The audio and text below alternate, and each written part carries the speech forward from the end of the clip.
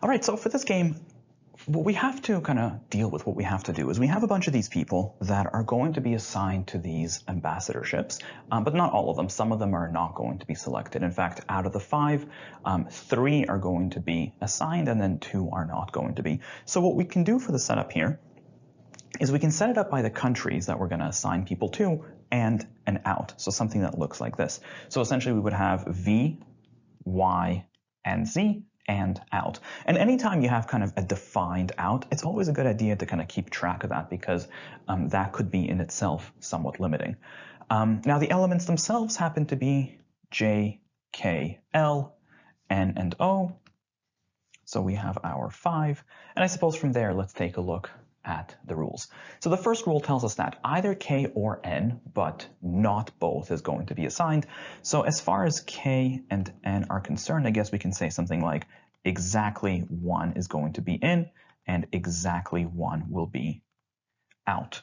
In fact, we can reserve a placeholder on the outside. In fact, we should also put up those 2 spaces that one of K or N will be here, but it's only going to be one of them, right? So I guess what we can do is we can kind of box this off to really highlight that it's just one of them. If you wanted to, you can also kind of indicate that one of K or N is just going to be in one of these 3 positions. I guess that's another way of approaching it. But yeah, essentially one of them is going to be in, one of them is going to be out. And the outside is kind of significant because there's only 2 spaces here, right? And we just locked out one of those 2 spaces. So yeah, let's keep going. If we have J assigned, then K is going to be as well. So if there's a J, then there's going to be a K. Contraposed, then we can say that if we don't have a K, then we will not have a J. Now, in this, actually, that's kind of significant, isn't it? Because if we don't have a K, then we can't have a J, but that would lock out the outside. Now, to be fair, K is going to kind of overlay against this placeholder, and then J is going to take up this second spot. But still, that means that the out will be completely blocked, and then everybody else would have to get pushed in. In fact, it might not be a bad idea to exhaust based on this KN split, right? Because there's, I mean, only one of them, exactly one of them is going to be there. And if it's K, it would do quite a bit of damage. So anyways, yeah, let's keep going for now. If we have O assigned to Venezuela, so if we have O going to V, then we will not have K go to Yemen, so K will not be in Yemen. Contraposed, I guess that would tell us that if we do have K in Yemen, then we will not have O going to Venezuela. Now, I guess that's kind of situational. It's kind of hard to do much with that right now. Let's keep going for now. Last rule, if we have L assigned, then they're going to Z. So basically, I guess that just means that L either has to go to Z or alternatively, it will be out. And we can leave a reminder up here that either L is here or L is going to be out. In fact, that's kind of significant too, isn't it? Because if we put, I mean, I suppose if L goes to Z, then it doesn't tell us too much. But if L goes out, then it would lock out the outside. And moreover, it wouldn't be with K, because if K was out, you would have had to have a J. That wouldn't really work. So that might be worth exhausting. But you know what? Let's do what we said. We said that we exhaust based on the KN.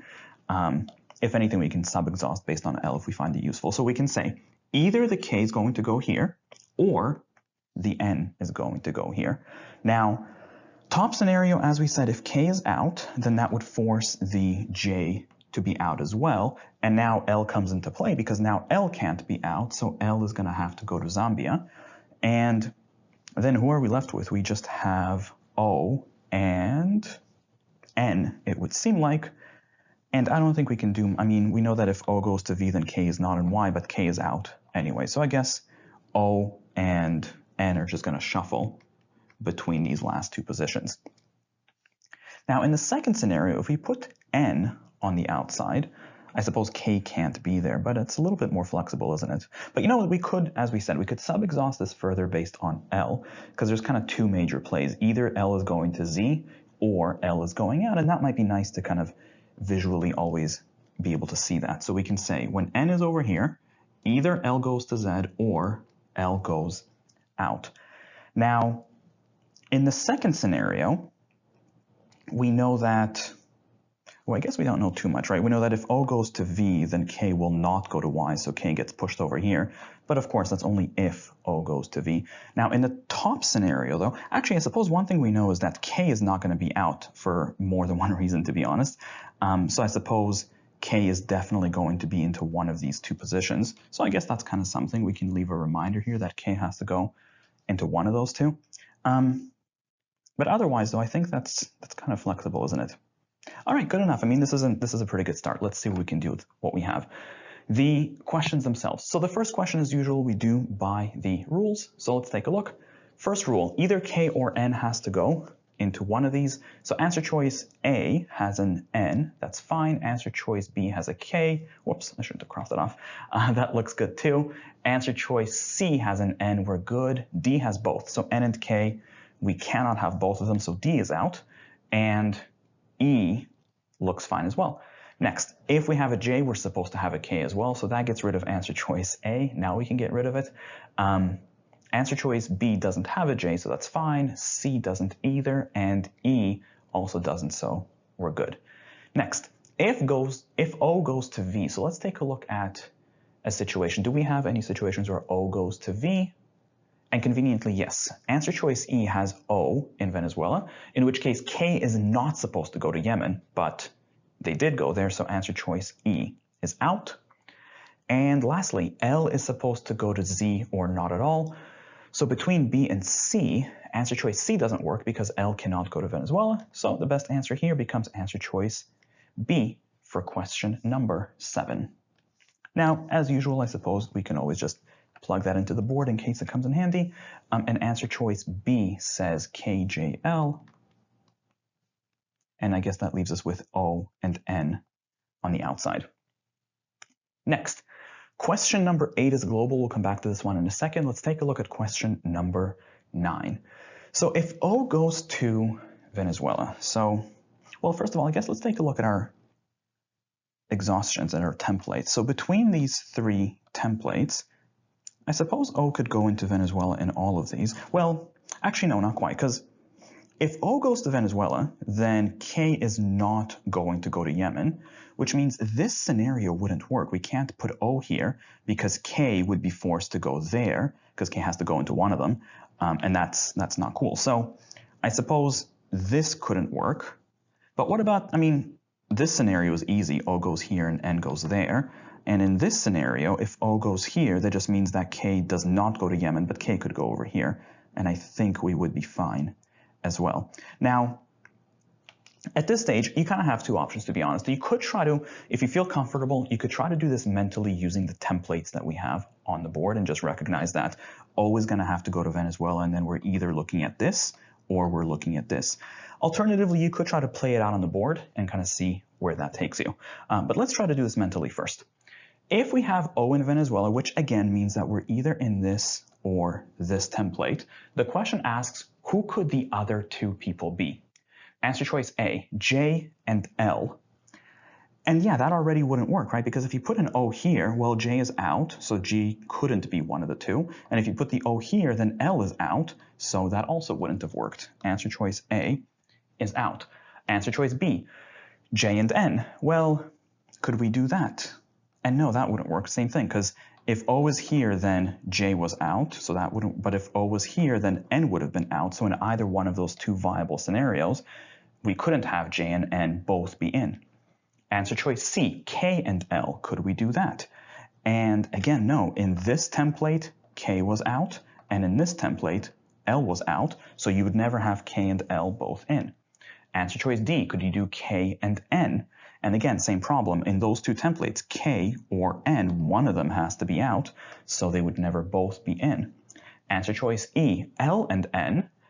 And actually, that could work in this template, right? So if we put O over here, then L and N could go into Y and Z. So the best answer to question number 9 becomes E. Now, if you wanted to do this on paper, let's just kind of run that and see where that takes us. So we could say, if O is in Venezuela, what will we do? Now, at this point, that would mean that K cannot go to Yemen. So I guess that means that K either goes to Z or K goes out. And I suppose that's also true for L, but that gets kind of messy because if K is out, then J would follow. So you know what we'll do is we can split the board. We can say that worst case, either the K goes here or the K goes there. Second scenario, if K is out, then J would also have to be out. And then of course L is in. And then of course in this scenario over here, if K is in Zambia, then L has to go out. So that's pretty good. Anything else we can do? Oh, I suppose in this template, N would have to also be out because one of these guys is going to have to be out. Oh, that's pretty good. So who does that leave us with? Top scenario, that would leave us with J over here. And the bottom scenario, that would leave us with N over here. And now again, the question becomes, what could be the other two people? And the only answer choice that works, once again, is answer choice E, whereby we would have L and N on the inside. Next, question number 10. If K is assigned to Yemen, well, let's play this out. If we have K going to Yemen, I suppose, what does that mean for us? Well, this template certainly would not work, right? In this template, we could have K in Yemen, but that would mean that O would have to be out. And this template, maybe K could go to Yemen as well. And then just O can't go to V, but O could go over there. So again, what we could do is we can try to play out these two templates mentally and see what that does for us. We just have to keep in mind that K is currently going to go to Yemen. But worst case scenario, we can also try to play it out on paper. So let's try to do this mentally first. Answer choice A, what would have had to be true if we had K over here? A, J goes to Venezuela, and actually there might be something to that because in both of these scenarios, like if you put the K over here, we said O would not be in Venezuela, so O gets kicked out here, which forces J to go there. And then in this scenario, the same thing happens, doesn't it? Because if you put K over here, then O would have to be forced into Zambia because O couldn't go to Venezuela, but then J gets forced into Venezuela. So either way you go, that actually works. The best answer to number 10 becomes A. Now, again, if you're not 100% comfortable doing that mentally, what would we do on paper? So we would try this out. If K goes to Yemen, what would that mean for us? Well, first of all, as we said, O would no longer be able to go to Venezuela, right? So O is not there. But what does that tell you about O? That means that O is either going to go to Zambia or O is going to go out. But wait a minute, we know that if K is in, N is definitely already out. So really what ends up happening between these two positions is that we're going to have L in one of them. And since O cannot go to Venezuela, we're going to have O in the other one. Now remember, you don't always know exactly what's going to happen, but getting a rough idea is often good enough. So we can say that we're just going to have an O-L split between Z and out, which now you'll notice forces J to go in. So to the question, which of the following now must be true? J goes to Venezuela. Either way, best answer is A. Next. So the rest of these looks like they are global, and there's number 12, which is a modifier. So let's go back to the global questions. Question number 8. The pair of candidates who are not assigned could be who? So we're basically just looking for two people who could be out. Answer choice A, J and N. So could J and N both be out? Now in this, if we look at the templates here, in this template, that actually seems pretty plausible, doesn't it? Because we could have had a J here, and I guess O and K would have to go into these positions. And as long as we don't trigger this, so O could go to Y and then K could go to V. So if we put the O here and K there, I think we'd be fine. So J and N could potentially be a viable set, so we can keep answer choice A. Let's take a quick look at the rest. Answer choice B, could we have J and O both out? And no, you'll notice that the templates never really allow J and O to both be out. B is out. Next, K and L are both out. Same thing, there's never an opportunity for them both to be out. D, K and N, same thing. In fact, yeah, we know that K and N, one of them is out, but not both. Answer choice E, L and O. And again, no, we can't have them both out. There's never an opportunity. So the best answer here is answer choice A. Lastly, question number 11. What cannot be true? Answer choice A, J goes to Zambia. So could we have had J go to Zambia? Now, we haven't seen history on that, but in this scenario here, I think we could have had a J. If J goes here, I guess you'll have to have K and O, but again, as long as we don't trigger these rules, so O can go to Yemen while K goes to Venezuela, I think that might be fine. So answer choice A seemingly could have happened. Answer choice B, K goes to Zambia. Could we ever do that? And again, maybe in this scenario that seems okay. In fact, we've seen that happen right there, so that easily could happen. We can get rid of B. Answer choice C, we have N goes to Zambia. Could we do... Oh no, that definitely would not work, because the only scenario where N might have been able to go there where there's an open spot, N is already out. So C, this cannot be true. We cannot have N going to Zambia. Best answer to question number 11 is C. Lastly, question number 12, the modifier question. Now we're trying to replace the rule that says that if we have a J, then we'll have to have a K. So essentially this rule right here, and I guess the contrapositive as well. Now, just as a reminder, a good replacement of the rule is going to do two things. It's going to ensure that any time that J is in, we're also going to have a K, but it'll also be something that was always true, something that always had to be true in this game. So let's try this out. Answer choice A. If K is assigned, then so is J. Now this one should seem like it would be too easy, and you probably should recognize the necessity sufficiency screw up. No, that wouldn't do the same thing. K did not require J. It was the other way around. It was that J required K. So answer choice A almost certainly would not have done the job. Answer choice B, if L and O are assigned, then so is N. Now, historically, I mean, that's kind of a very specific kind of situation. The one scenario we had where if L and O, then we would have had to have an N. So that seems like it might have been true. I'm not sure that's true in an absolute sense, but that seems plausible enough. But the real question that should be bugging you here is, what does this really do for J and K? Because first of all, this rule only applies if you happen to have L and O, but what if you don't have L and O both in? Would this really trigger anything as far as J is concerned? And it doesn't seem like it would. Now, to be fair, that doesn't really quite disprove this answer choice, but it does seem incredibly suspect. First pass, I would not be sitting here testing it out. I would just look for something that looks like it's got more teeth to it in a sense. Answer choice C. If O is not assigned, then K would have to be. Now, I suppose the one scenario where we've seen that, this scenario right here, then K had to be in. In fact, that's probably true, because if O was out, we can even look at our templates. This is the only place it could have been out, and then that would force K to go in.